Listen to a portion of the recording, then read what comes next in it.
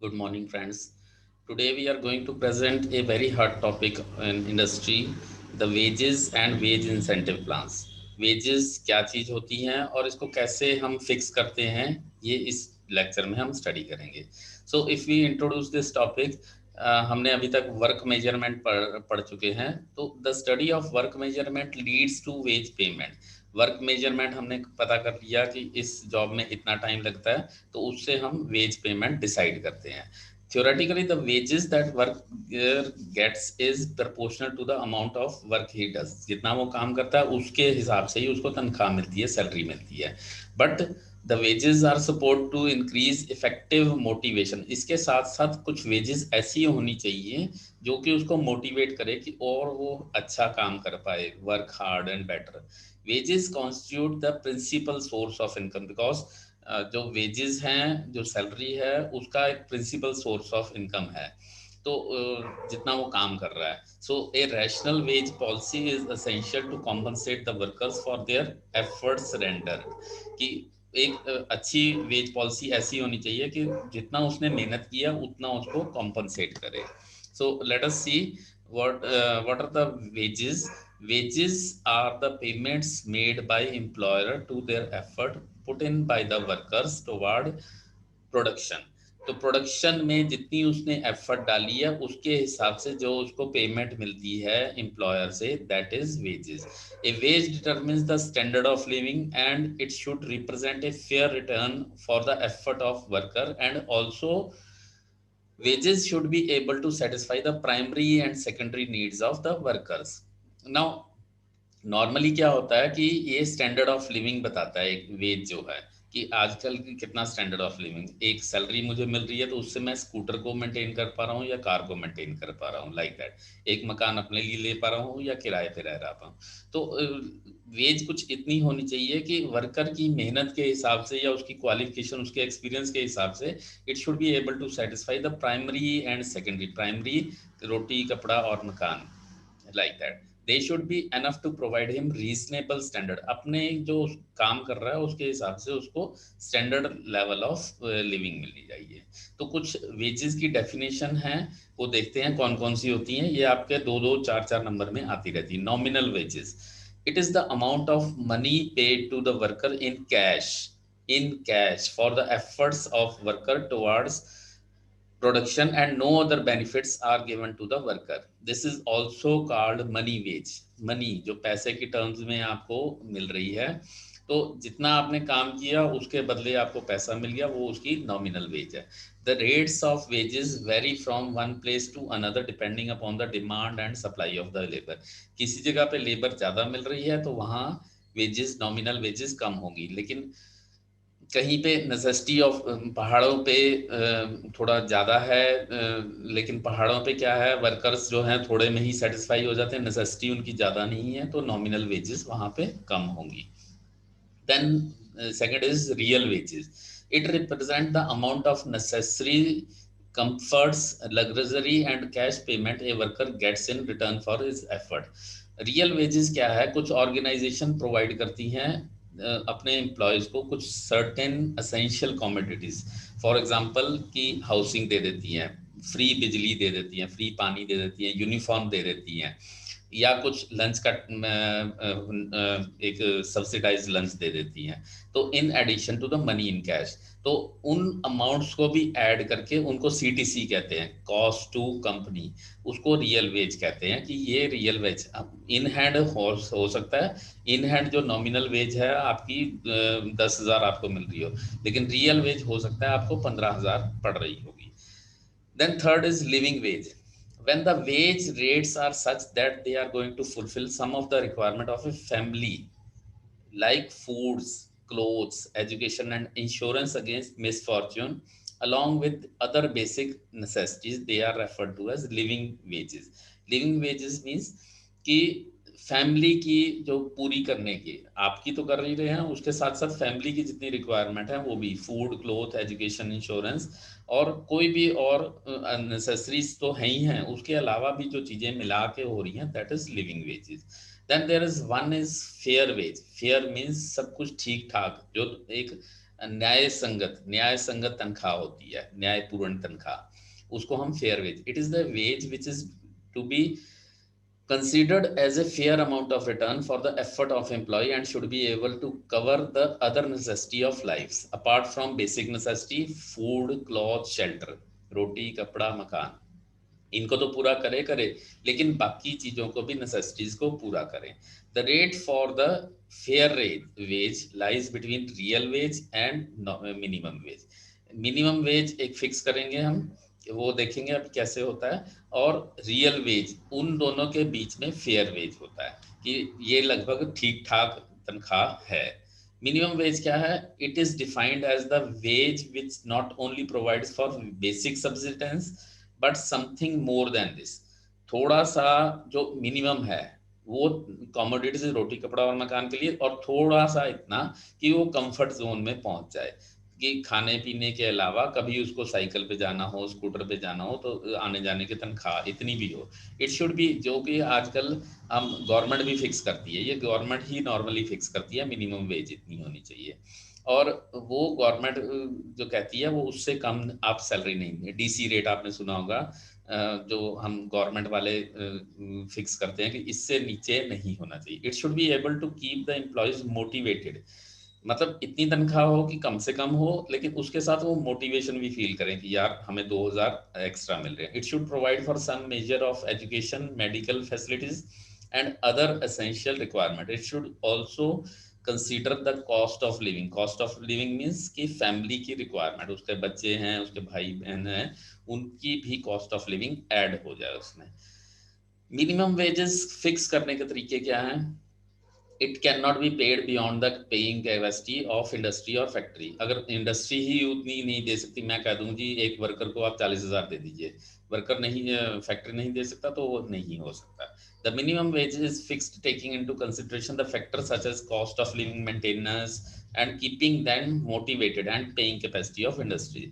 Main objective क्या है? To protect the section of working population whose wages are very low. Worker हैं, झाड़ू वाला है, पोछे वाला है, इनकी प्रोटेक्ट करके रखना कि जो सबसे नीचे लेवल के है, and the two prevent exploitation of worker, उनकी एक्सप्लॉयटेशन, उनका एक स्टैंडर्ड ऑफ लिविंग बना रहे, इम्प्रूव हो, and satisfactory compensation towards effort expanded by the worker.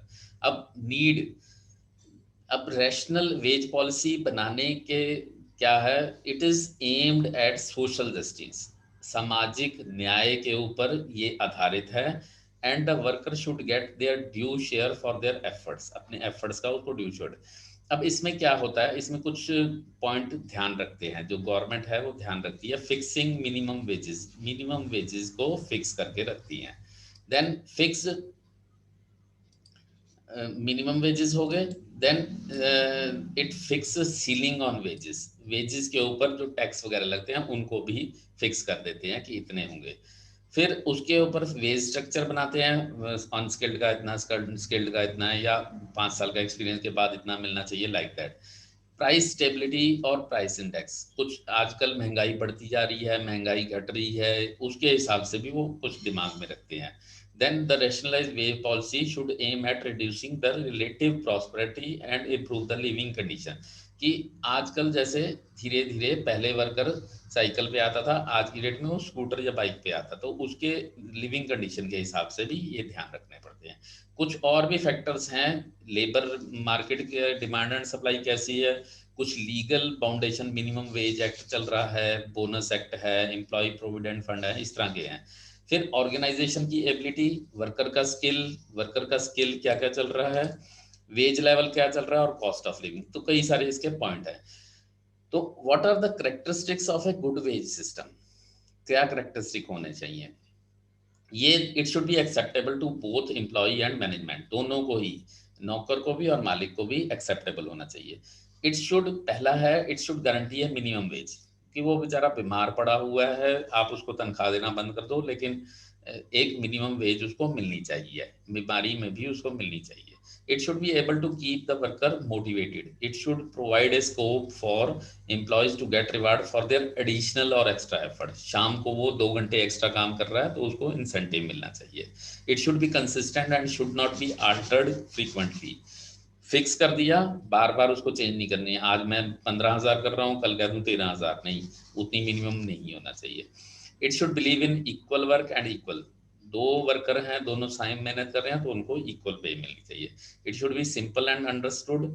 समझ जाना चाहिए, बड़े आसान से कॉम्प्लेक्स नहीं होना चाहिए. It should encourage to utilize the full potential and it should make the work challenging and interesting. सो अब हम वेज पेमेंट के टाइप्स देखते हैं. अब वेज वर्कर हमारे जैसे हैं, उसी तरह से वेज पेमेंट. तो हम सबसे पहले देते हैं डायरेक्ट लेबर, इनडायरेक्ट लेबर है हमारी. तो पहले बात करते हैं डायरेक्ट लेबर की. डायरेक्ट लेबर के 2 बेसिक मेथड हो सकते हैं. बेसिस ऑन टाइम बेसिस, इसका हम बात करें तो एक है हमारा टाइम बेसिस पे कि वो कितने घंटे काम कर रहा है, और दूसरा है आउटपुट पे. आउटपुट पे कैसे करते हैं, पहले टाइम बेसिस पे देखते हैं. Under this system wages are paid to employ based on the time for which work. जितने घंटे वो काम करता है, these are determined in rupees per month, rupees per day, rupees per hour. घंटों के हिसाब से, दिन के हिसाब से या महीने के हिसाब से. The workers are paid on time they work irrespective of output. वो काम में आउटपुट कुछ निकाल रहा है, कोई मशीनिंग कर रहा है या नहीं कर रहा, उसको पेमेंट घंटे की मिल जाएगी. दिहाड़ी पे, दिहाड़ीदार मजदूर जिसको कह सकते हैं, या मंथली सैलरीड जिसको कह सकते हैं. This system is applicable. कहाँ पे ये एप्लीकेबल है, where output is not quantifiable. Output निकाल नहीं सकते. आप मकान बना रहे हैं, 100 वर्कर हैं, तो 100 वर्कर लगे हुए हैं, आप उससे कह नहीं सकते भी तूने कितनी दीवार बनाई है. तो वहां पे उसको क्वांटिटी, उसको घंटों के हिसाब से या दिहाड़ी पे ही काम करवा सकते हैं. एंड उसका क्राइटेरिया नहीं हो सकता. और where work is also of not repetitive type. Advantage क्या है, बड़ा सिंपल है, जितने दिन उसने काम किया उसकी दिहाड़ी लेंगे. Reduces the problem of industrial relation. मालिक और नौकर का झगड़ा नहीं होता है. The quality of work are not in a hurry to increase quantity.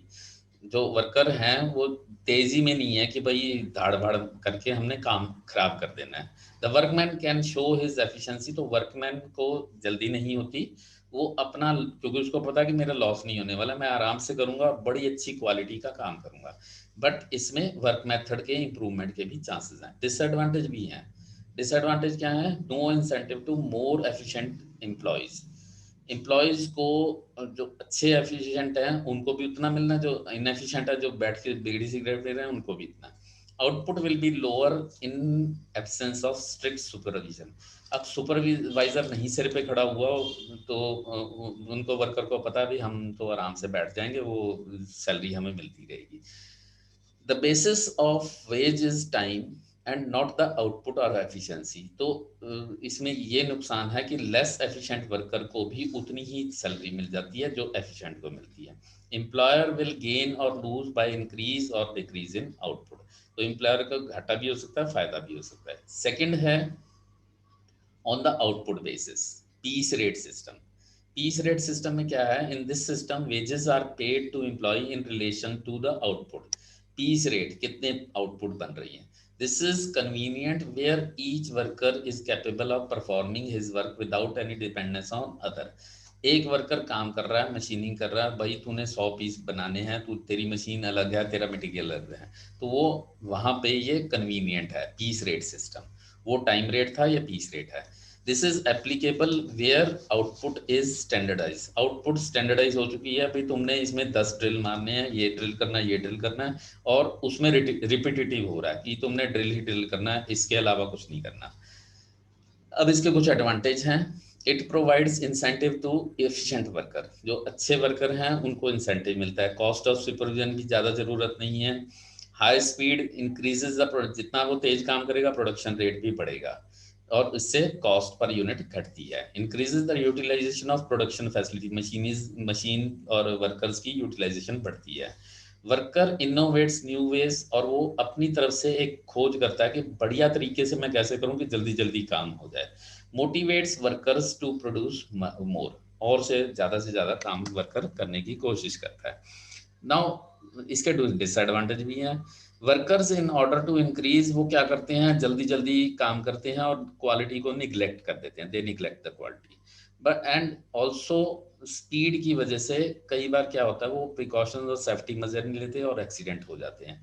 And third is the job security for worker is low and this may seriously punish the aged and efficient workers. जो बेचारे बूढ़े हो रहे हैं, कई सालों से काम कर, अब उनकी एफिशिएंसी कम हो रही है, तो उनको निकालने की तैयारी हो जाती है। अब हमने देख लिया कि ये दोनों सिस्टम में कोई ना कोई एडवांटेज और डिसएडवांटेज है, तो हम क्या करते हैं, कुछ ना कुछ इनके इंसेंटिव स्कीम्स बनाते हैं, वो हम नेक्स्ट लेक्चर में पढ़ेंगे। सो ये तो हमने पढ़ लिया डायरेक्ट के। इनडायरेक्ट के पास तो कोई तरीका ही नहीं है, तो इनडायरेक्ट वर्कर्स को कैसे करते हैं, इनडायरेक्ट वर्कर्स के लिए एक वेज इंसेंटिव प्लान बनाते हैं। A system related to employee wages where additional pay is allotted for on job performance that has exceeded standard level। कुछ उसने ऐसा काम किया कि उसका जो जॉब के ऊपर काम है वो स्टैंडर्ड लेवल से बढ़ गया, तो उसको एक इंसेंटिव एक्स्ट्रा पे दी जाती है।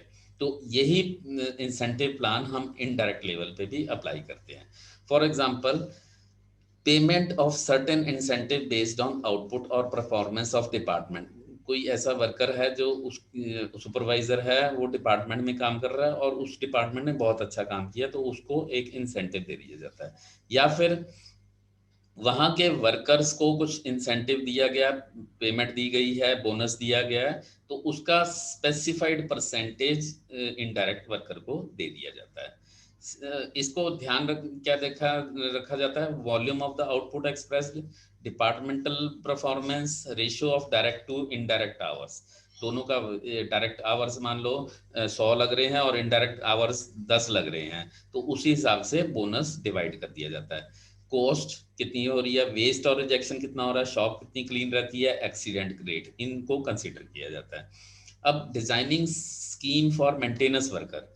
इनडायरेक्ट लेबर मैंने बताया सुपरवाइजर के हो सकते हैं, मेंटेनेंस वर्कर का भी हो सकता है। उसमें क्या कंसीडर करना है, machine down time, production loss, maintenance cost. अब supervisory incentive, it should be based on output of department, it should based on standard hour, उनके कंपैरिजन में actual and standard hours. Waste rejection, ये सारे delivery promise time पे हो गया तो supervisor को इनाम मिलना चाहिए। Based on reduction machine down time, maintenance supervisor के लिए, reduction in shop, housekeeping, accident और कॉम्बिनेशन, या इन सब को कॉम्बिनेशन को पॉइंट्स को कंबाइन किया जाता है। इसी तरह एग्जीक्यूटिव्स के लिए हैं, उनके लिए क्या इंसेंटिव प्लान हो सकता है, increment, promotion, free transport, accommodation, या कुछ ऐसे फ्री टेलीफोन वगैरह, इस तरह के फ्री बेनिफिट हो सकते हैं। तो that is all for today. Thank you very much.